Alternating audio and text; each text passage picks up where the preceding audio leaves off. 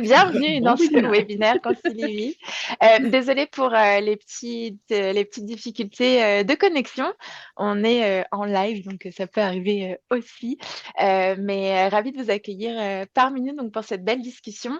Euh, on- Je... je vais demander à nos panélistes de se représenter un petit peu pour toutes les personnes qui viennent d'arriver, et puis que vous sachiez en fait qui présente ce beau webinaire aujourd'hui, donc au niveau du temps d'écran pendant le temps des fêtes, tant au niveau des enfants que des adultes. Donc, Elsa, je ne sais pas si tu veux recommencer ta présentation, Oui, puis nous redire en quelques mots qui tu es. je vais refaire ma présentation en plus court. Oui, Donc, mon nom, c'est, mon nom, c'est Elsa Bray-Dussault. Donc, je suis psychologue clinicienne. Je travaille avec enfants, adultes, accompagnement parental, notamment au niveau du temps d'écran, la gestion des technologies. J'ai aussi une plateforme Ludipsy sur laquelle j'ai des articles de blog, un podcast et des vidéos éducatives sur la santé mentale. Donc, je suis bien contente de participer aujourd'hui à cet événement avec Laurie Allison. Donc, je laisse la parole à Laurie. Merci. merci Elsa. Merci, très heureuse aussi d'être avec vous aujourd'hui. Donc Laurie Michel, je suis la fondatrice de Vivala, une entreprise qui est spécialisée dans le bien-être numérique et l'aide à la déconnexion.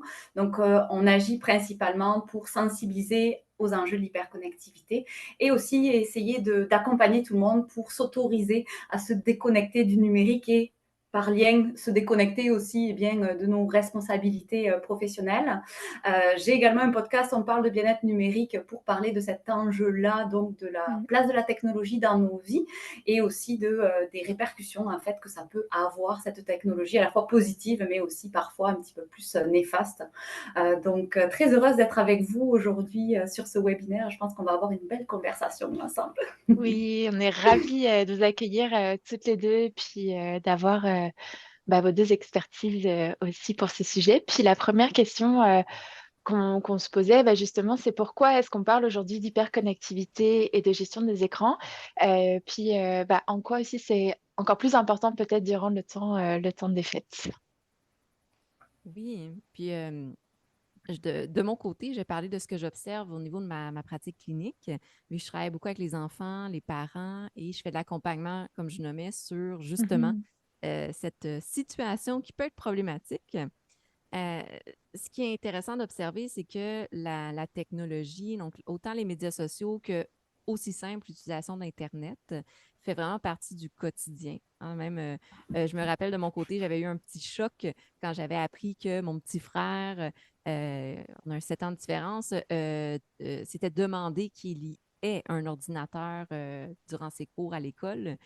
Donc, il y a vraiment comme un clash et une évolution très rapide de l'importance de l'utilisation Mhm. des médias sociaux, par exemple. Maintenant, les écoles sont rendues sur Instagram, les professionnels font des TikTok. Donc, il y a vraiment, je pense, Laurie, tu l'as bien nommé aussi, il y a cette connectivité-là qui fait partie de notre quotidien personnel et professionnel. Puis pourquoi c'est important d'en parler?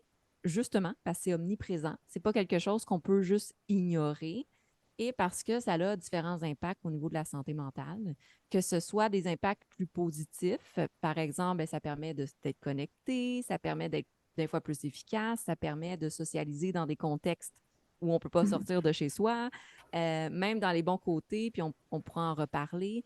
Ça permet des fois de connecter avec ses enfants, c'est de jouer à un jeu vidéo familial, de faire un TikTok avec son enfant. Il y a quand même une manière de connecter au niveau social, relationnel, mais aussi parce qu'il y a des fois des côtés qui sont plus négatifs, dans le temps de connexion, la sédentarité, et il y a des côtés aussi qui amènent beaucoup de questionnement. Donc, exemple, dans ma pratique, souvent, ce que j'observe, c'est des parents qui sont en questionnement. C'est combien de temps d'écran qui est recommandé, à quel âge, c'est quoi justement, si mon enfant, est-ce que mon enfant est accro? Souvent, j'ai cette Mhm. question-là. Et avec le temps des fêtes, plus de temps libre veut dire plus de possibilités de tomber dans la technologie, les médias sociaux. Et là, ça amène à l'importance d'avoir une certaine structure. Ça, je pense qu'on va en Mhm. reparler du comment mettre les choses en place, Exact. mais c'est toute cette réflexion-là. Super. Laurie, je te laisse là.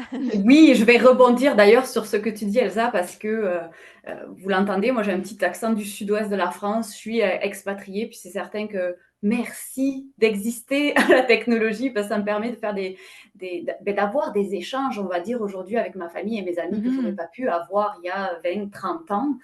Donc c'est certain que l'idée n'est pas de diaboliser la technologie, puis c'est quelque chose sur lequel j'appuie souvent, mais c'est de plus voir les moments où on va être peut-être en perte de contrôle, les moments où on va avoir la difficulté à gérer son temps sur ces plateformes-là, qui peut amener à des répercussions. Je vais vous partager que moi, j'ai failli faire un burn-out il y a quelques années.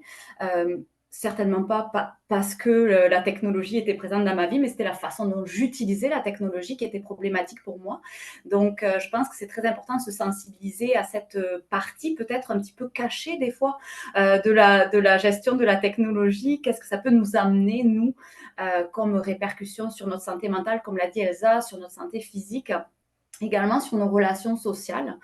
Et puis, je pense que ça va être aussi le cœur du sujet aujourd'hui par rapport à notre rôle parent, par rapport aussi aux échanges qu'on va créer, que la présence qu'on va avoir autour des plus jeunes vis-à-vis de cette fameuse technologie qui vient souvent frapper à notre porte et qui souhaite souvent avoir notre attention. Il y a des études aussi qui ont été faites par rapport à tout ce qui est gestion du téléphone. C'est souvent le téléphone qu'on utilise le plus pour naviguer sur Internet, pour se connecter aux autres, pour communiquer, que ce soit à la fois dans la sphère professionnelle mais aussi personnelle. Il y a une étude qui a été faite au Canada, je crois en 2021, je me souviens bien 2020 ou 2021, qui indiquait que 70% des utilisateurs de téléphones intelligents souffrent de nomophobie, donc cette peur d'être séparé de son téléphone. Donc on a vraiment créé aussi des relations avec la technologie mais qu'il faut surveiller en fait, parce que ça peut vraiment impacter notre santé, oui, mais aussi l'ensemble de notre vie, donc notre engagement au travail, notre peut-être potentielle dépendance aussi au travail, parce que ça peut amener à ce genre de choses aussi. Donc, je pense que c'est un enjeu sociétal, comme le mentionnait Elsa tout à l'heure, qui impacte vraiment nous individuellement, nos familles, nos relations sociales, et que c'est très important au temps des fêtes parce que c'est un temps normalement de reconnexion avec les gens, un temps aussi où normalement on est censé ralentir, puis se partager, rire, vraiment avoir quelque chose de spécial avec les gens qu'on aime. Donc, je pense que les écrans peuvent être tout à fait fantastiques pour amener peut-être des activités intéressantes à faire pendant ce temps-là, mais il faut aussi voir au temps qu'il va prendre sur le reste. Donc, je pense que c'est tout ça qu'on va discuter aujourd'hui. Exact. Super. Puis je voulais aussi amener quelques statistiques aussi du site internet Pose ton écran, là, qui amène quand même beaucoup de statistiques intéressantes. Puis au niveau des ados, ils disent qu'il y a 21% qui utilisent les écrans plus de 4 heures par jour pour des fins récréatives seulement. Donc ça compte pas, mettons, l'utilisation qui peut être faite pour leurs études. Et 16% des adultes aussi. Et qu'en général, en tant qu'adulte, on utilise 2 heures par jour notre téléphone intelligent en moyenne. Donc c'est quand même beaucoup sur une journée. Puis ça comprend pas non plus le temps de travail. Donc, si jamais vous avez envie de plus d'infos et de statistiques intéressantes là-dessus, je vous renverrai aussi justement post en écran pour aller lire tous les articles intéressants. Et on va rentrer aussi maintenant un peu dans le cœur du sujet, puis je pense que tout le monde attend comment gérer les écrans avec les enfants et les ados aussi pendant le temps des fêtes. Là, je pense que c'est pas forcément peut-être les mêmes enjeux non plus auxquels on fait face entre des enfants peut-être de moins de 10 ans puis des ados par la suite. Donc, on a bien hâte d'entendre vos petits trucs et astuces pendant ce temps-là. Oui. Ben, de mon côté, quand je travaille avec les parents par rapport à cette situation-là, euh, souvent le premier élément que je vais nommer, c'est d'identifier avec son enfant le pourquoi. Puis je pense, Alison, tu l'as bien nommé, tu sais, il y a des manières d'utiliser la technologie, les médias sociaux. Il y a des raisons derrière ça. Puis même quand je travaille avec des ados, des grands ados, des jeunes adultes, début vingtaine, il y a cette réflexion-là de pourquoi je suis en train d'utiliser Instagram, pourquoi je suis en train d'utiliser TikTok, par exemple. Donc, de prendre ce temps-là avant le temps des fêtes, Parce qu'une fois qu'on est lancé dans le temps des fêtes, souvent, on n'a pas le temps de respirer, hein? Donc, de planifier un peu avec ses enfants le pourquoi. T'sais, qu'est-ce que de plaisant, exemple, à être sur Internet, dans les médias sociaux? Ça peut être pour le plaisir, de juste regarder du contenu. Ça peut être pour relaxer. Des fois, c'est pour socialiser. Des fois, c'est même pour apprendre. Il ne faut pas sous-estimer le fait qu'à travers TikTok, Instagram, Internet en général, on peut apprendre aussi à aller chercher de l'information. Il y a des meilleures ressources que d'autres, là, mais il y a beaucoup de jeunes qui vont chercher de l'information, ils se renseignent à travers les Internet et les médias sociaux. Donc, une fois qu'on a identifié avec nos enfants le pourquoi, il y a la réflexion que, justement, c'est pas tout ou rien. C'est pas 100% négatif, au final, la technologie et le temps d'écran aussi, là. Donc, dans notre temps des fêtes, je dirais même que parfois, on a tendance à trop être dans les responsabilités du temps des fêtes. Ça veut dire, tu sais, aller voir de la visite, célébrer les activités, on en profite pour beaucoup sortir de chez soi, voir les gens. Par contre, même dans ce côté-là, ça peut être aussi un extrême. C'est souvent, après le temps des fêtes, quand j'ai des rencontres avec des clients-clientes, sont plus épuisés qu'avant le temps des fêtes. Donc, il y a quand même cette réflexion-là de recherche d'équilibre. Puis l'équilibre, c'est de dire, ben, ça se peut qu'il y ait des moments, des journées, des demi-journées où est-ce que moi, en tant qu'adulte, ou même mes enfants, qui sont plus sensibles au changement, ont juste besoin d'écouter des films, ont juste besoin de passer du temps sur les médias sociaux, ont juste besoin de jouer à des jeux vidéo. Donc, de bien réfléchir à le temps et l'énergie qu'on investit dans différentes activités, de réfléchir que nos enfants ont besoin aussi des fois de relaxer, de décontracter, de socialiser, de juste s'amuser. Et par la suite, si c'est possible, ben, de voir comment peut-être même combiner les deux ensemble. Ça veut dire qu'il y a de plus en plus des jeux vidéo, des consoles qui permettent de jouer avec ses enfants. Ça veut dire le temps d'écran devient une activité familiale. Ça peut être, je le nommais tout à l'heure, un peu avec humour, mais ça peut être de faire un post sur Instagram du temps des fêtes, mais qu'on construit avec notre enfant. C'est une photo de famille avec un montage photo qu'on fait avec nos enfants.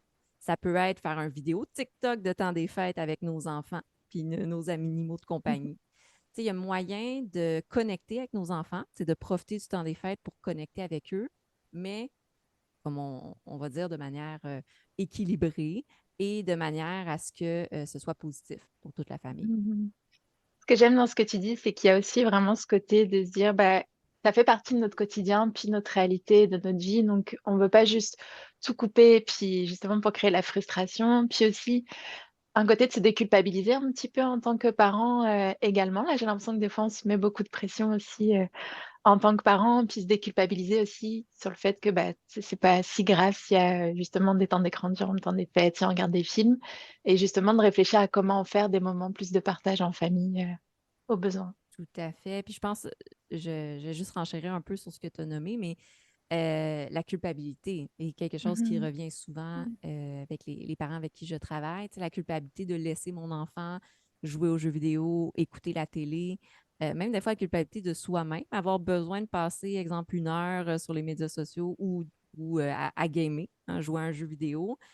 Puis au final, ce temps-là, le temps en soi n'est pas négatif. C'est pas le temps d'écran en soi qui est négatif. Ça va être, ben, dans le fond, comment on équilibre le reste de notre vie autour de ça. Ça veut dire, à travers la littérature scientifique, l'élément il y a plein de variabilité dans les résultats de recherche, mais il y a une chose qui reste stable dans les résultats de recherche, c'est que le réel impact négatif des écrans, c'est la sédentarité. Mhm. Mais si on vient de passer 3 jours à aller marcher, visiter, se promener, puis qu'on passe une journée complète, exemple, là, à écouter des films, à jouer à des jeux vidéo, puis à être plus veg, ben, en soi, c'est pas nécessairement négatif parce que on a besoin parfois aussi de se poser. Donc, c'est Mhm. vraiment la recherche d'équilibre. Là. Dans cette semaine-là, exemple de temps des fêtes qu'on a, ben, comment le temps d'écran peut être une manière de relaxer, puis de socialiser, puis de s'amuser, mais c'est en équilibre aussi avec le reste du temps qu'on passe, là. Super. Laurie, est-ce que tu voulais ajouter à ça? Oui, ben, je suis vraiment super alignée avec ce que dit Elsa sur la notion d'équilibre des activités qu'on va faire. Puis c'est quelque chose qui revient souvent dans tout ce qui est saines habitudes. Souvent, on dit que c'est un tout, ouais, c'est les saines habitudes numériques, c'est aussi d'avoir un équilibre dans les autres habitudes, dans les autres activités qu'on va faire. Donc, si on a une activité physique, il ne faut pas non plus, c'est ça. Moi, je dis, il ne faut pas mettre la technologie sur un piédestal, mais il faut aussi se déculpabiliser, comme vous le mentionnez, sur le fait que elle fait partie de nos vies aujourd'hui. Donc, elle peut être aussi une source de plaisir, une source de loisir. Donc, c'est une façon aussi d'éduquer, je pense, les enfants avec comment elle peut intégrer nos vies et non pas être dans la punition ou dans vraiment oui, la punition ou les faire culpabiliser même eux-mêmes par rapport en fait à leur utilisation personnelle. Je voulais rebondir aussi sur un autre angle, mais peut-être ce serait, peut-être ça va être à cheval un petit peu avec ta prochaine diapositive, Alison. Mais c'était par rapport aussi à nos gestes en tant que parents avec les enfants. On parle de 84% des enfants de 2 ans et moins qui ont une empreinte numérique, hein, notamment sur des plateformes comme les réseaux sociaux. Et j'y pense particulièrement pour les périodes des temps des fêtes, parce que c'est ça, souvent, on va vouloir partager plein de photos, plein de détails des enfants vis-à-vis, on va dire, de qu'est-ce qu'on fait comme activité, quel cadeau on va ouvrir avec notre enfant, tout ça. Mais il faut garder en tête que tout ce qu'on partage en ligne, ça ne nous appartient plus à partir du moment où ça a été partagé sur Internet. Et cette empreinte numérique aujourd'hui qu'on crée aux enfants, ça a aussi un impact sur leur vie actuelle. Ils n'en ont peut-être pas conscience, mais sur leur vie future, c'est bien certain, parce que c'est des informations qui vont rester en ligne. On va créer vraiment une histoire, un profil virtuel déjà à l'enfant très très tôt. Et ça peut avoir des enjeux à la fois pour eux-mêmes, par rapport peut-être à leur période où ils vont être adolescents, je ne sais pas, il y a beaucoup de moqueries souvent, donc si c'est une photo d'eux, je ne sais pas, dans la baignoire par exemple, qui est partagée, puis qui tombe dans les mains d'un petit camarade un petit peu moqueur, ça peut vraiment avoir des répercussions dans la vie de l'enfant plus tard. Puis il y a l'aspect aussi sécurité, dans le sens où on va parfois partager ce genre de photos avec des personnes qu'on ne connaît pas. Et on a tous des amis Facebook là, qu'on a invités dans nos communautés, mais qu'on ne connaît pas véritablement. Et il faut savoir que la majorité des photos qui se retrouvent des enfants sur des sites de pédophilie sont des photos qui ont été partagées en ligne par des parents.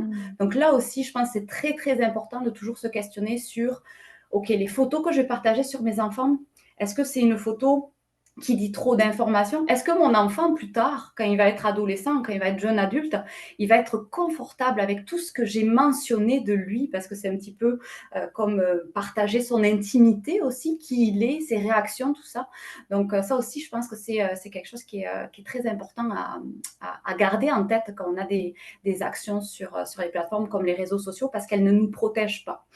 Elle ne nous protège pas. Je pense qu'il y a très peu d'entre vous d'ailleurs qui n'ont certainement pas lu tout ce qui est politique de confidentialité, mais c'est ça, toutes les photos, les informations qu'on partage sur ce type de plateforme, c'est un véritable enjeu aujourd'hui pour la sécurité de notre donnée, on va dire tout ce qui est données personnelles, mais aussi vie privée. Donc c'est aussi quelque chose à garder en tête, je pense, pendant la période des fêtes.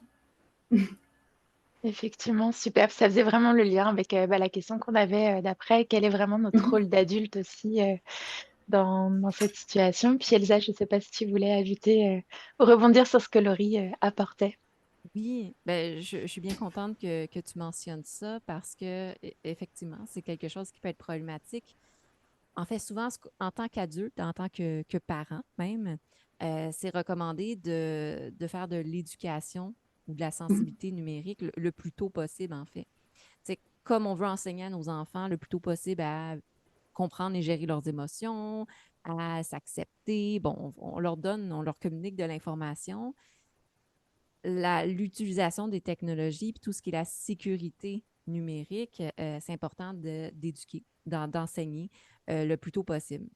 Euh, Ce qui veut dire, en tant qu'adulte et parent, parfois, c'est important aussi de ne pas hésiter à aller s'informer. C'est vraiment prendre un temps, puis on peut prendre un Mhm. petit moment dans le temps des fêtes, justement, d'aller chercher des ressources. Il y a plusieurs ressources sur qu'est-ce que c'est que la sécurité numérique. On pourrait en donner ou en nommer plus tard. Mais exemple de mon côté, je l'ai fait et c'est intéressant de voir à quel point, effectivement, il y a des choses qu'on a le contrôle de faire pour nous protéger, mais qu'on n'a pas nécessairement conscience. Autant des choses dans des modes privés qu'on peut mettre en place sur les médias sociaux, mais aussi des choses, justement, dans la réflexion de notre empreinte numérique, la nôtre, et tout l'impact qu'on a aussi de ce que nous-mêmes, on publie sur les gens autour de nous et sur nos enfants. Donc, d'arriver à partager, à communiquer, à informer nos enfants le plus jeunes possible, ça va les aider à prendre conscience de cette empreinte-là, qui est quand même récente, là.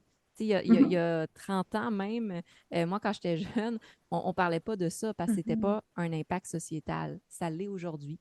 Donc, il faut aller s'informer puis le nommer. Ça fait partie, dans le fond, de l'éducation qu'on transmet à nos enfants.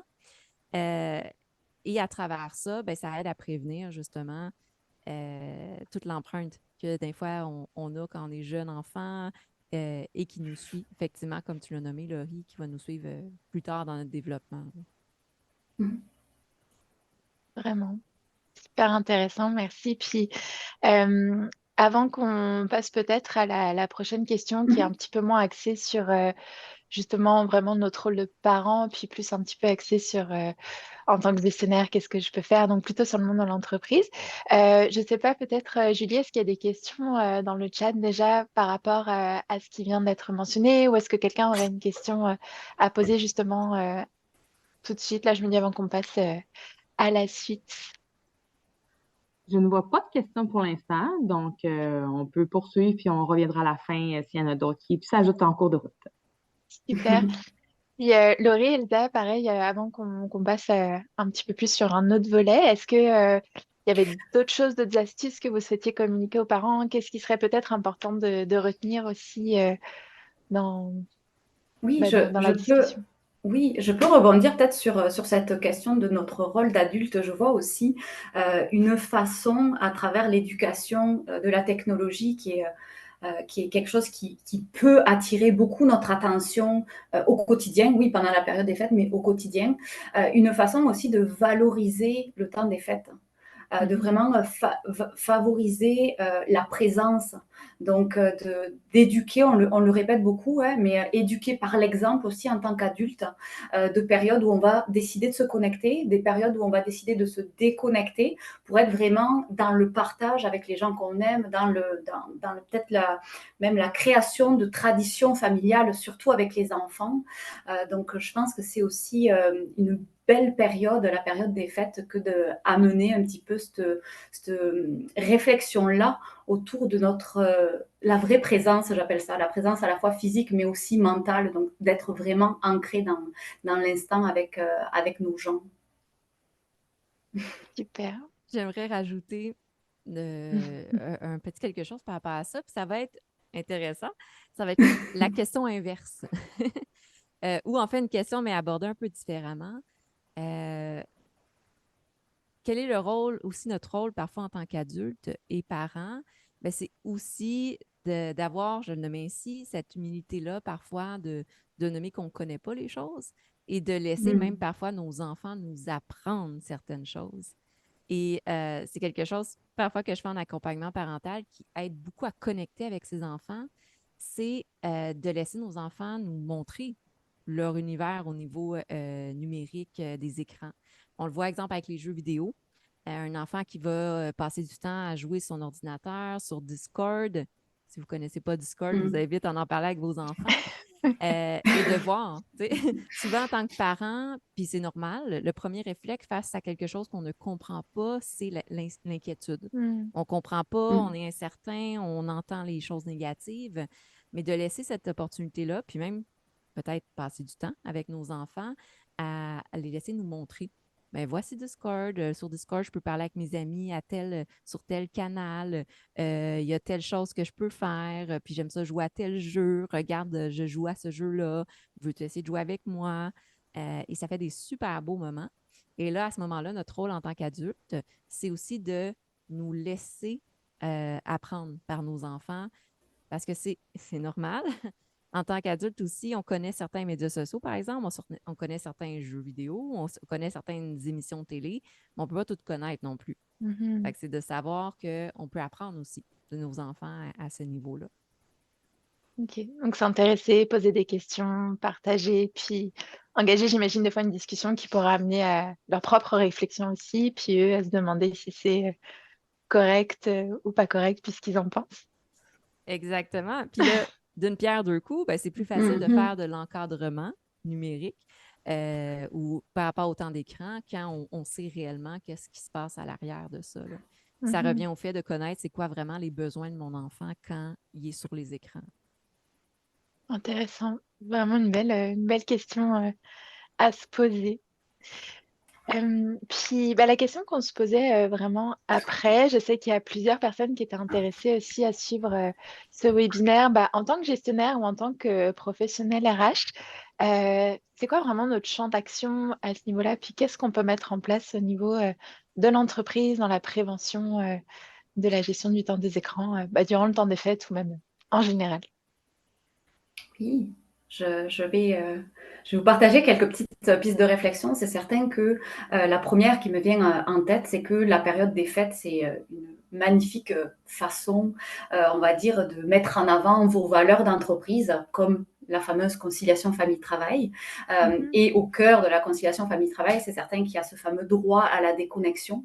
Donc, de peut-être accompagner les équipes dans cette aventure des vacances, parce que ça peut être très facile pour certaines personnes de partir en vacances et de se déconnecter, puis beaucoup plus complexe pour d'autres. Donc, je pense que c'est important d'accompagner les employés dans cette période de préparation avant les vacances. Donc, vraiment leur octroyer peut-être une journée où on va vraiment déterminer quels sont les dossiers qu'on a en cours, quels sont les dossiers importants, prioritaires qu'on doit traiter avant de partir en vacances. Essayer aussi d'aider à déculpabiliser les employés autour du Mhm. fait qu'il y en a peut-être des dossiers qu'on ne va pas pouvoir traiter, puis c'est bien correct. Informer tout le monde, les interlocuteurs. Est-ce qu'il y a des collègues qui restent au travail? Très bien, c'est quoi une urgence? On définit la procédure d'urgence, on le définit aussi avec les interlocuteurs à l'externe pour que ça réduise un petit peu la pression aussi sur les épaules de l'équipe.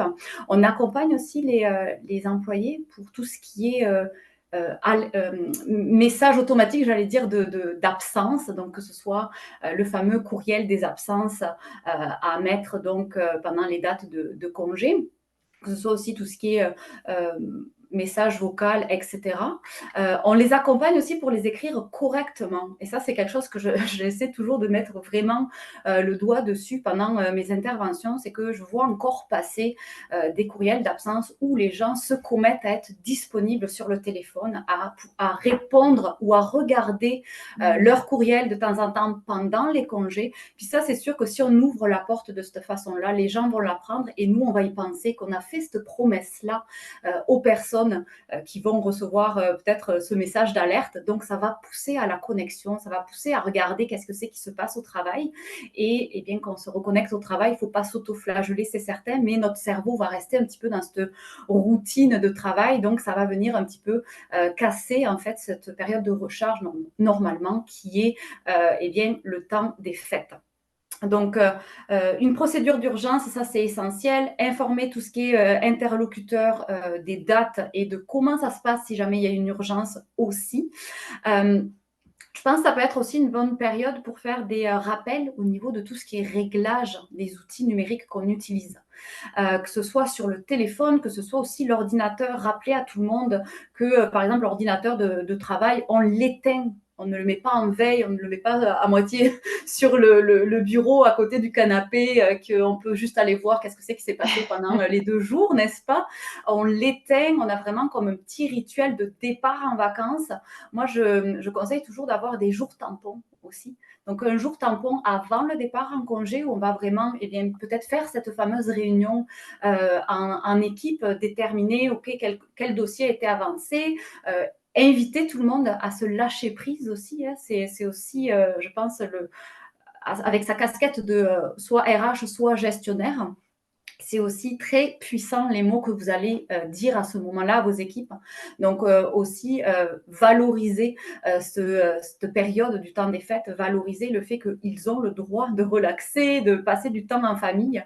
Des fois, j'ai des personnes qui me disent oui, mais ils le savent. Non, ils ne le savent pas tant qu'on ne le leur dit pas. Donc, il faut le répéter parce qu'on est dans une culture aujourd'hui, moi j'appelle ça la culture du sans-repos. On est dans une culture où on ne veut pas s'arrêter. On est dans une culture où on pense qu'il faut toujours aller plus vite, encore, et on ne s'autorise plus à ralentir. Donc, je pense que ça aussi, c'est très important de le rappeler à tout le monde que, qu'importe j'ai envie de dire, la responsabilité qu'on a dans l'organisation, tout est mis en place, bien évidemment, par l'entreprise pour faire en sorte que chacun puisse se déconnecter.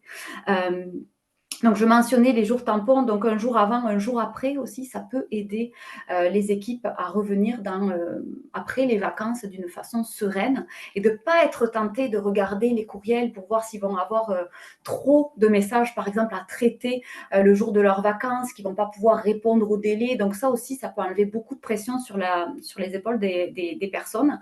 Puis, tout ce qui est réglage numérique. Donc, on va peut-être... ça va dépendre bien évidemment des profils des personnes. Il y a des personnes qui vont être très à l'aise d'enlever, par exemple, carrément l'application des courriels professionnels sur le téléphone. Il y en a qui vont avoir un petit peu plus de difficultés à faire ça. Donc, on peut peut-être les guider en les invitant en enlevant, par exemple, les notifications. On peut créer un petit dossier application de travail sur le téléphone pour faire en sorte que, eh bien, on va être moins porté à aller voir qu'est-ce qui se passe là-dedans. Donc, c'est une bonne période aussi pour rappeler à tout le monde de faire ces réglages-là parce que se déconnecter, lâcher prise de ses responsabilités professionnelles et de la sphère professionnelle, ça passe par réduire le bruit de la technologie parce que c'est elle qui nous rattache souvent à toute la sphère professionnelle, nos responsabilités aux autres aussi, hein, à nos collègues. Donc, c'est des petites choses qu'on peut mettre en place et qui vont vraiment avoir tout leur impact positif pour aider les équipes, les accompagner à vraiment se profiter de la magie Exact. de Noël. Exact, c'est d'autant plus important avec le télétravail aussi, où maintenant on a tous nos outils de travail à la maison à portée de main, versus où avant, notre ordinateur pouvait rester au bureau, puis c'était plus facile de ne pas se connecter sur nos courriels. Donc ça mettait un peu comme une barrière. Maintenant que le télétravail, toutes les barrières sont un petit peu floutées aussi. Donc ça prend des petits trucs et astuces pour vraiment arriver à couper. Elsa, tu voulais surenchérir aussi ou ajouter Oui. des petites choses? Oui, ben oui, c'est très intéressant. Puis je pense que je vais apporter ma vision de travailleur autonome Oui, euh, aussi. qui travaille moitié télétravail, moitié en bureau. Puis effectivement, tu sais, il y a deux éléments ici. En tant que travailleur autonome, souvent, ce qui est difficile, travailleur autonome ou entrepreneur, ce qui est difficile, c'est, tu l'as bien nommé, Laurie, c'est le droit à se déconnecter. Et ça, c'est un apprentissage. Hein, tu sais, mon cellulaire est une partie de mon outil de travail. Je réponds à mes courriels, je suis disponible pour mes clients, clientes. Et à un moment donné, c'est d'être capable de s'autoriser, justement, c'est se dire, c'est bien dit, qu'on a le droit de se déconnecter. On a le droit d'indiquer nos limites qui sont à la fois personnelles, parce qu'en dehors du travail, on a une vie personnelle. Donc, des limites personnelles et des limites professionnelles aussi. Ça veut dire, en tant que travailleur autonome, ben, on a aussi des limites. Je me rappelle dans mes débuts, je répondais à mes courriels 9 heures le soir. Dès que j'étais en pause, en train de boire mon café, je répondais. C'est tellement facile de répondre aux courriels puis d'être proactive. Par contre, effectivement, ce que ça reflète aux personnes, ben, c'est qu'on est 100 du temps disponible, ce qui n'est pas le cas. On a besoin de pause, on a besoin de faire autre chose en dehors du travail. Donc, c'est comme un défi en tant que travailleur autonome quand on veut aussi fonder notre clientèle ou qu'on veut offrir un bon service, d'être capable de justement aussi se donner le droit de déconnecter et de prioriser. Ça, parfois, c'est un bon défi personnel, mais de prioriser le plaisir versus la responsabilité. J'appelle ça ressortir son enfant intérieur. Ça veut dire que le temps des fêtes, c'est un bon moment aussi parfois pour se dire je profite de la vie et je suis dans le plaisir. Je vais faire un bonhomme de neige dehors. Ou aussi simple qu'aujourd'hui, ben, c'est ça, je me dis, j'utilise mon cellulaire, mais pas pour répondre à des clients ou des messages, j'utilise pour jouer à un jeu ou etc. Donc, de vraiment venir plaisir, responsabilité. Temps des fêtes, c'est comme une belle coupure d'un fois imposée qui nous donne cette opportunité-là de faire ressortir le plaisir sans culpabilité, parce qu'on a le droit. Exact.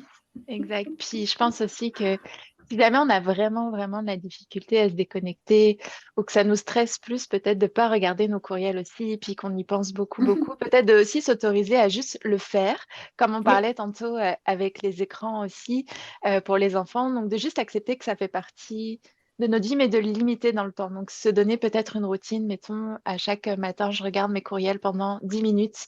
Mais au bout de 10 minutes, j'arrête, puis je passe à autre chose et je fais ma journée. Peut-être que ça peut parfois aider certaines personnes à justement déconnecter le reste de la journée, tout en sachant qu'ils ont du temps aussi pour aller vérifier un petit peu ce qui se passe. Ça prend aussi la connaissance de soi, puis voir ce qui est aussi le mieux pour soi, tout en ayant pour but de déconnecter au maximum. Mais des fois, au début, c'est pas forcément facile, donc peut-être que de baliser dans le temps, puis de se donner des petits moments, ça aide aussi à déculpabiliser pour le reste et de se donner de plus en plus le droit de déconnecter également. Tout à fait, c'est un entraînement, hein. Je le dis souvent, c'est un entraînement, la déconnexion, donc il faut vraiment s'entraîner avec là où on part d'un certain endroit, hein, individuellement, on a tous une façon d'utiliser la technologie, on a tous aussi un attachement plus ou moins fort. Moi, c'est certain que, par exemple, me déconnecter de mes courriels il y a quelques années, je n'aurais pas pu le faire. Aujourd'hui, je peux à 100% parce qu'il y a eu un cheminement qui a été fait. Donc, en effet, c'est un très bon point, Alison. Exactement. Puis je pense, Laurie, tu as très bien nommé, je trouvais ça intéressant. Ça demande une planification. Mhm. Ça demande Mhm. une déconnexion graduelle pour en arriver à être capable de Mhm. déconnecter rendu au temps des fêtes. On commence ça quelques jours en avance. On se fait un plan de Mhm. déconnexion dans lequel on va revaloriser des choses qu'on met de côté, là, comme Mhm. le plaisir de passer du temps avec ses enfants ou juste prendre du temps pour soi, là. Exact, super. Peut-être avant de passer à la période de questions, je vois le temps qui file aussi. En 2 mots, qu'est-ce- ce serait quoi vraiment, en fait, je vais reformuler ma question. Quelles seraient vraiment les petites choses que vous souhaitez que les participants retiennent de ce webinaire vraiment très rapidement, là, peut-être en 2 ou 3 mots? Ah, Je là, peux te laisser. Oui, vas-y, Elsa. j'avais une inspiration, mais ça l'a coupé. Je vais te laisser y aller. Ensuite, alors, j'allais dire pour la sphère parents-enfants, vous l'avez compris, c'est vraiment l'empreinte numérique, moi qui vient vraiment me parler à cette période-là du temps des fêtes. L'an passé, Vivala avait participé à un événement de printemps numérique. On a créé un dossier complet sur l'empreinte numérique.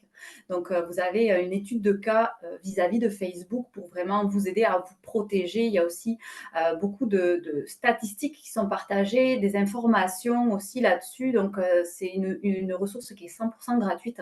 Donc, si jamais vous voulez vraiment comprendre un petit peu mieux de quoi on parle quand on parle de vie privée, de données personnelles, puis de protéger ses enfants, sa famille de cette notion-là, on va dire, de sécurité numérique. Vous allez avoir, je pense, les informations aujourd'hui après le Oui, webinaire. Donc, je vous inviterai vraiment à prendre le temps de vraiment vous éduquer là-dessus parce que je pense que c'est très important. super, merci Laurie.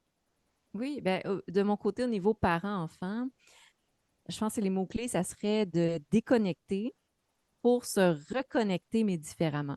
Je pense qu'on peut, ça veut dire de sortir, d'en profiter du temps des fêtes pour sortir de ses habitudes de connexion, puis essayer de reconnecter, mais différemment avec nos enfants. Donc, les inclure dans la connexion, à travers des Mhm. activités, profiter du temps des fêtes, c'est ça, pour valoriser la connexion différemment. Pourquoi je parle de connexion? Parce que, comme j'ai nommé, ça fait partie de la vie de tous les jours, mais c'est vraiment d'essayer de le percevoir différemment, puis même de l'utiliser comme outil pour passer du bon temps avec notre famille, là. Super, merci beaucoup à vous. Puis, de mon côté, je dirais, soyez bienveillants envers vous-même. C'est pas grave de pas tout faire parfaitement non plus, donc Ah oui. déculpabilisez-vous au maximum. Ah, c'est tellement un bon point, Alison. Je vais juste rebondir là-dessus parce que là, tu m'as donné comme un petit bonbon. Surtout, je trouve par rapport à la période des réseaux sociaux où on est un petit peu dans une course au plus beau sapin, à la plus belle photo, à la plus belle activité. Waouh! Donc, en effet, je pense que c'est pas la recherche de perfection à la période des temps des fêtes. La magie, elle est dans l'air déjà. C'est juste Mhm. de savoir la voir, en fait. Ouais. Exact. Merci à vous. On arrive maintenant à notre petite période de questions. On s'approche tranquillement de midi. Donc, vous avez accès au chat si jamais vous n'êtes pas à l'aise de prendre le micro. Je vais arrêter le partage de mon écran. On est là pour écouter vos questions. Il y en a.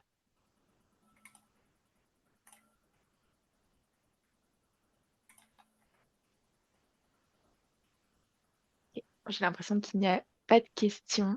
Dans tous les cas, vous allez recevoir un petit courriel récapitulatif après le webinaire avec plein de beaux outils partagés par Laurie et Elsa aussi et des petits outils qu'ont Sylvie. Puis n'hésitez pas à interagir avec nous dans tous les cas.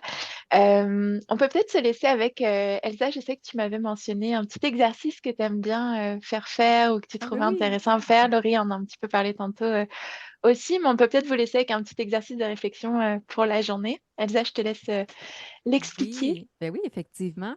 Puis je pense, oui, je l'ai mis aussi dans les documents que vous allez recevoir à la fin. Un exercice quand même intéressant à faire tout en famille. Ça demande de prendre le temps de le faire avant le temps des fêtes, mais c'est d'identifier soi-même en tant que parent adulte, mais aussi avec ses enfants. C'est quoi les comportements, donc nos objectifs de comportement qu'on veut qui se passent durant le temps des fêtes. Fait qu'à tour de rôle, on nomme une chose qu'on veut. Exemple, un parent pourrait dire, mais je veux qu'on puisse se faire un souper ensemble, où tout le monde, on n'a pas de technologie, on discute ensemble. Un enfant pourrait dire, ben, j'aimerais ça jouer à un jeu avec toi, papa, maman. Un jeu vidéo en famille, par exemple. Et là, à tour de rôle, on nomme des comportements qu'on va appeler des comportements verts. Fait que ça, c'est des comportements qu'on veut qui se produisent le plus souvent possible, puis qu'on va essayer de valoriser et de renforcer durant le temps des fêtes. On va aussi identifier des comportements jaunes. Ça, c'est des comportements que c'est correct, mais on veut que ça arrive le moins souvent possible. Parce qu'on en a besoin, mais pas trop souvent. Exemple, des fois, on a besoin, en tant que parent, d'avoir notre bulle. Ça veut dire on est sur notre téléphone, sur notre sofa, pendant que nos enfants sont dans, dans leur coin, sur leur téléphone. On a tous besoin, sans culpabilité, de décrocher.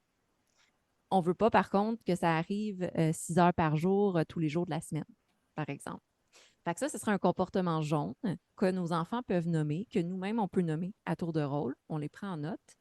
Et ça, c'est des comportements qu'on va voir quand est-ce qu'on accepte, puis quand est-ce qu'on met un stop, puis qu'on se dit, OK, let's go, on se lève, puis on va aller prendre une marche dehors. Et enfin, après ça, à tour de rôle, on nomme des comportements rouges. Ça, c'est des comportements qu'on ne veut pas qui arrivent durant le temps des fêtes.